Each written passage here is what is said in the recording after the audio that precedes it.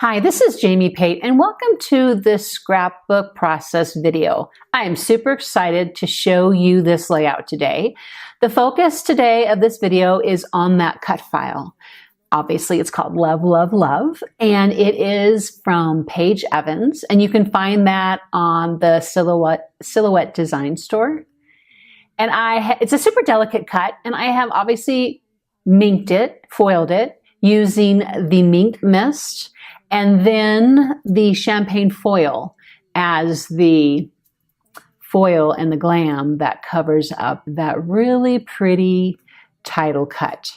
So we're going to talk about the technique used to make that title. We're going to talk about some other cut files that are interspersed throughout that title.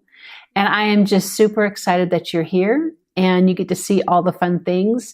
And if you have any questions, please feel free to leave me a comment, a question, so I can help clarify all the things. So what I'm going to do here is I've already cut out the Love cut file from the Paige Evans Silhouette page. And using the Minc Reactive Mist, I'm going to paint the cut file and give it a really nice coat of the mist. And this is going to then be minked through the Minc machine with a champagne foil. And it's going to give it a beautiful title for this particular scrapbook page. So this technique I've been using a couple times and have several layouts out there already that I've used this with, but I thought maybe I should actually come in here and show you how this technique comes together. So the mist is pretty liquidy, as you can tell. It just sort of poured right here on the mat, and that's okay. Now there is a Minc paint that some of you may already have. It's no longer available. And so I've started opting for the mist to replace when I would use paint in my Minc projects. And so I'm just going to speed this up because all I'm doing here is painting along this fine line cut.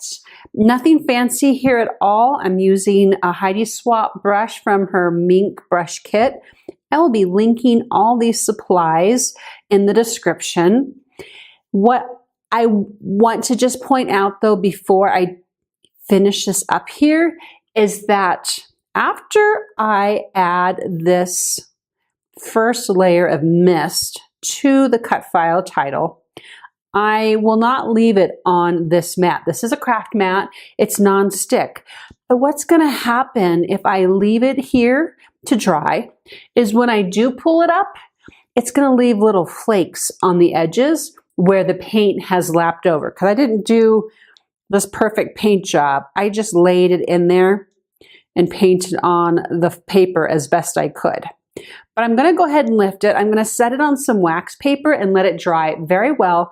And I'm going to come back in and do one more layer of mist before I actually run it through the machine.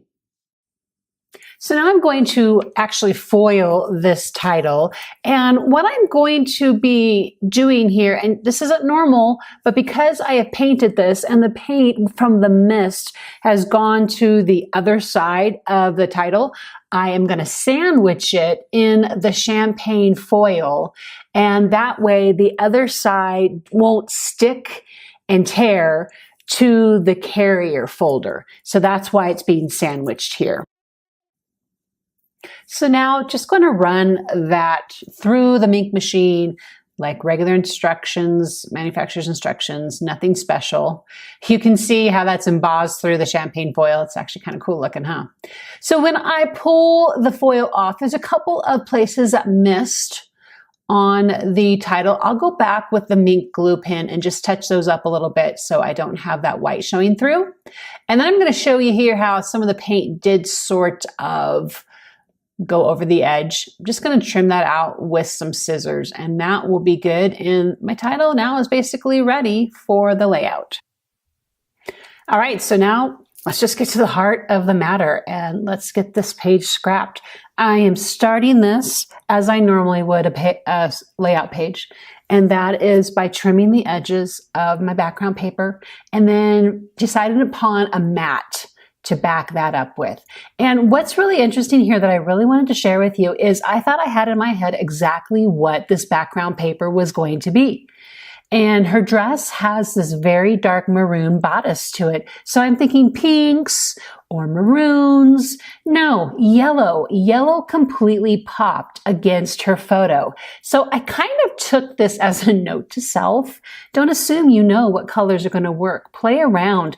I love just having my 12 by 12 paper pad at the ready, and I just take my photo, take whatever cardstock, which is normally white, and just lay it up against those pattern papers and just see what pops. And that yellow absolutely popped. It might not translate perfectly here in the video, but it popped really well for me when I was putting this all together.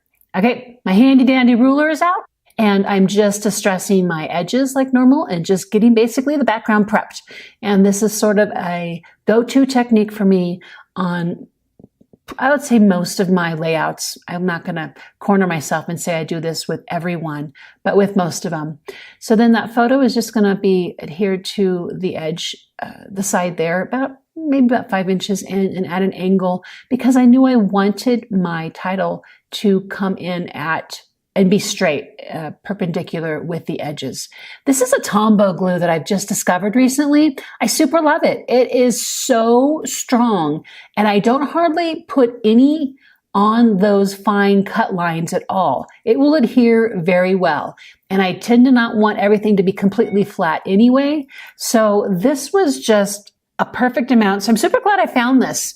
And then another thing I want to share with you guys, something that I've been finding myself doing a little more often now, because I love to have cut files on my pages. So I just went in with this Paige Evans branch, and I just cut about 6-inch wide, 2 pieces of branch.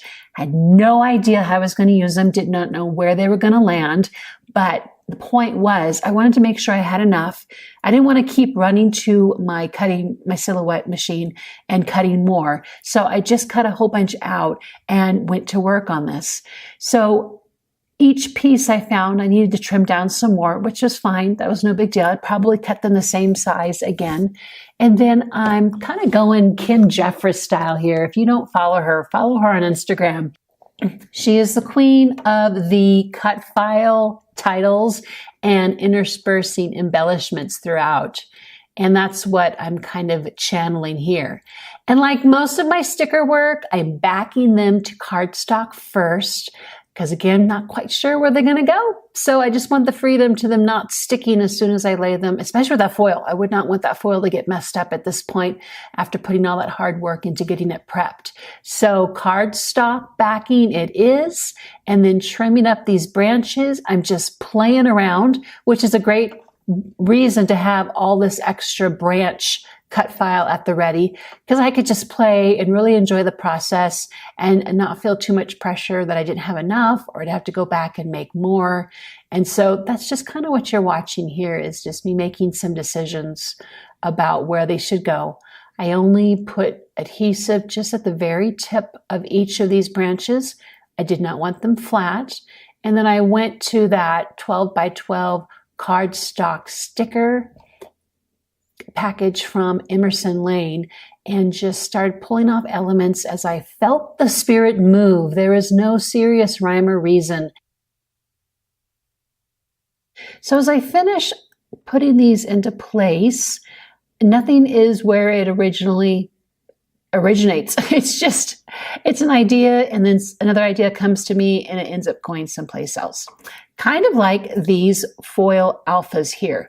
I thought at first I wanted them to go right onto the photo, but I kind of panicked and I'm like, I did not want to stick them down to the photo.